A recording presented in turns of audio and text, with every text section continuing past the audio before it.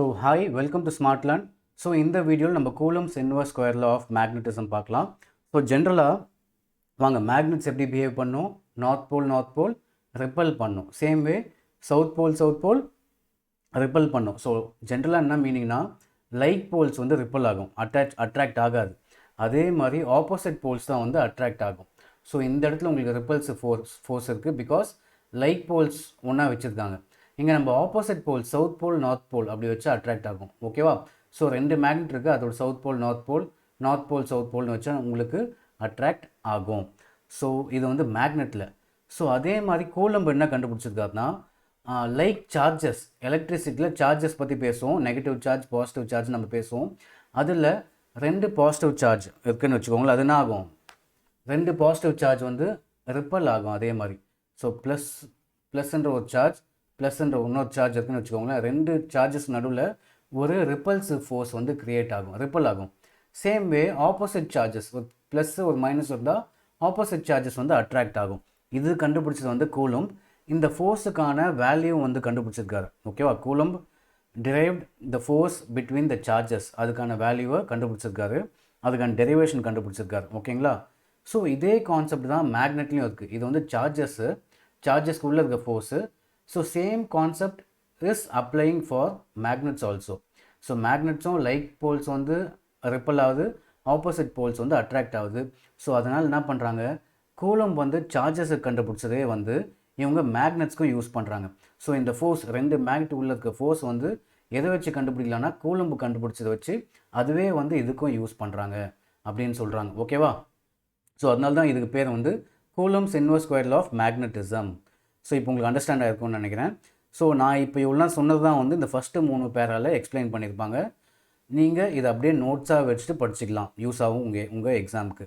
Next, இந்த force of attraction, இதோட value, இதோட டெரிவேஷன் நம்ம கூலம்ப் கண்டுபிடிச்சாருன்னு சொன்ன பார்த்தீங்களா, அது எப்படி இருக்குன்னு நம்ம பார்த்துக்கலாம். The force of attraction or repulsion between two magnetic poles, ரெண்டு மேக்னெட்டிக் போல்ஸ்க்குள்ள இருக்க ஃபோர்ஸ் இல்லை ரிப்பல்ஷன் எப்படி இருக்குன்னா directly proportional to the product of their pole strength. So இது எதுக்கு ஈக்குவலாக இருக்கும், சாரி அந்த ஃபோர்ஸ் எதுக்கு ஈக்குவலாக இருக்குன்னா directly proportional to the product of their pole strength. இந்த மேக்னெட்டோட போல் ஸ்ட்ரென்த்து மல்டிப்ளைட் பை இந்த மேக்னெட்டோட போல் ஸ்ட்ரென்த். இந்த ரெண்டு, so product of their pole ஸ்ட்ரென்த்துக்கு டைரக்ட்லி ப்ரொபோர்ஷனலாக இருக்கும் and inversely proportional to the square of distance between them. So force, so இதுதான் அந்த formula. So force is proportional to, it is directly proportional to QMA QMB, that is product of their pole strength. இது magnet 1 ஓட pole strength, இது magnet B ABன்னு வச்சுக்கலாம்.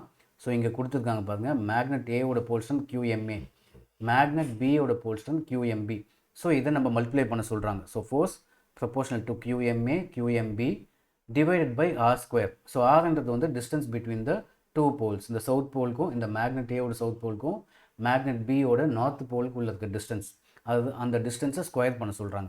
So இதுக்கு என்ன மீனிங்னா, force வந்து இந்த போல் ஸ்ட்ரென்த் அதிகமாச்சுன்னா, இன்க்ரீஸ் ஆச்சுன்னா ஃபோர்ஸும் அதிகமாகும்.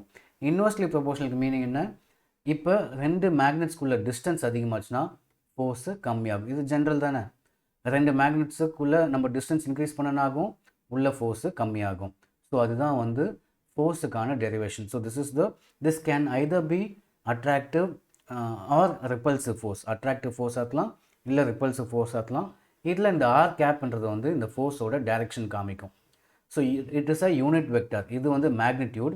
So magnitude into unit vector multiply பண்ணும்போது இட் பிகம்ஸ் அ வெக்டார். ஓகேவா? So this is a vector quantity, force is a vector quantity, அதனால இங்கே வெக்டார் சிம்பிள் போட்டிருக்கோம். ஸோ இதோட வேல்யூ இதுதான். So R cap is a unit vector. So next, so உங்களுக்கு QMA QMBன்றது pole strength of the magnets. Next வந்து அதுக்கு அப்படியே நம்ம கன்டினியூ பண்ணலாம். நெக்ஸ்ட் நம்ம என்ன பண்ணலான்னா, இந்த ப்ரொபோர்ஷனலிட்டி சிம்பிள் நம்ம ரிமூவ் பண்ணிவிடுவோம். ஜென்ரலாக அதுதான் பண்ணுவோம்.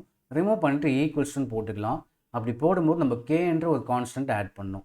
So K into QMA QMB by R square into R gap.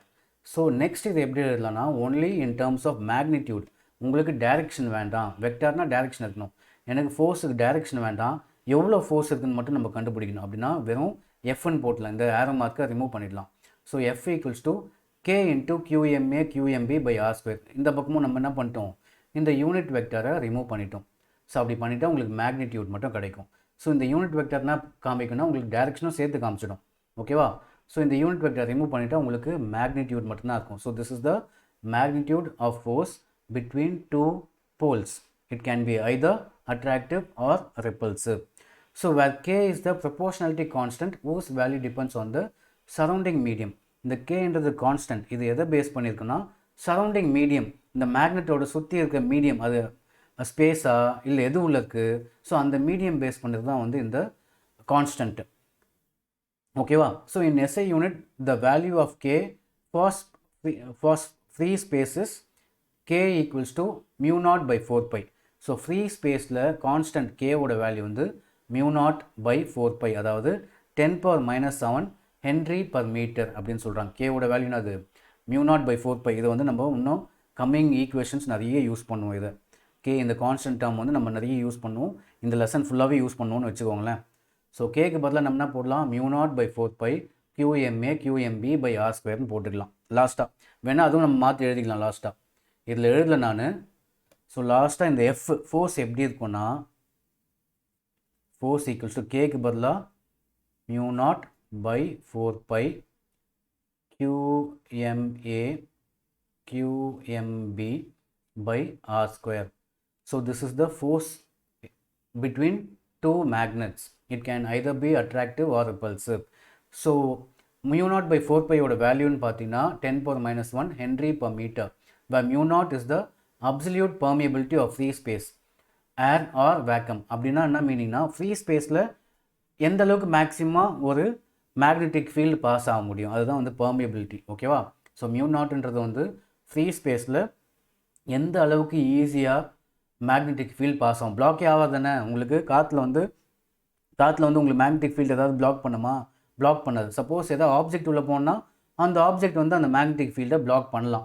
But free ஸ்பேஸில் பார்த்தீங்கன்னா magnetic field, example magnetic field ஈஸியாக பாஸ் ஆகும், ஃப்ரீயாக பாஸ் ஆகும். ஸோ அந்த இடத்துல தான் கேவோட value mu naught by 4 pi. ஓகேவா? ஸோ சப்போஸ் நீங்கள் ஒரு ஆப்ஜெக்ட் வச்சுருக்கோம், இந்த ஆப்ஜெக்ட் உள்ள சிலர்லாம் ரெஸ்ட்ரிக்ட் பண்ணும், ஒழுங்காக பாஸ் பண்ணாது மேக்னெட்டிக் ஃபீல்டு, அந்த இடத்துல கேவோட வேல்யூ சேஞ்ச் ஆகும். ஸோ mu naughtன்றது வந்து ஃப்ரீ ஸ்பேஸில் மேக்னெட்டிக் ஃபீல்டோட பெர்மியபிலிட்டி எந்த அளவுக்கு ஈஸியாக பாஸ் ஆகுன்றது தான். So that is mu naught by 4 pi qma qmb by r square. நீங்கள் எழுதிட்டா மார்க் போட்டுருவாங்க. கூலம்ஸ் இன்வர்ஸ் ஸ்கொயர்லாம் நீங்கள் கொஷின் பார்த்தீங்கன்னா நான் சொன்ன மாதிரி மேலே ஆப்போசிட் சார்ஜஸ், லைக் சார்ஜஸ்லாம் போட்டுட்டு நெக்ஸ்ட்டு இந்த டெரிவேஷன் நீங்கள் எழுதினா மார்க் போட்டுருவாங்க. ஸோ இதில் ஹெச்ன்றது வந்து ஹென்ரி per மீட்டர். ஓகேங்களா? இதோட unit the SI unit, the value of k for free spaces k equals mu naught by 4 pi, that is approximately equals to 10⁻⁻7 Henry per meter. இதில் mu naught என்றது வந்து absolute permeability for free space. ஓகேங்களா? So this is all about Coulomb's inverse square law. நம்ம next வீடியோவில் வந்து இன்னும் நல்ல interesting topic, நம்ம நெக்ஸ்ட் டாபிக் நம்ம பார்க்கலாம். ஸோ தேங்க்ஸ் ஃபார் வாட்சிங்.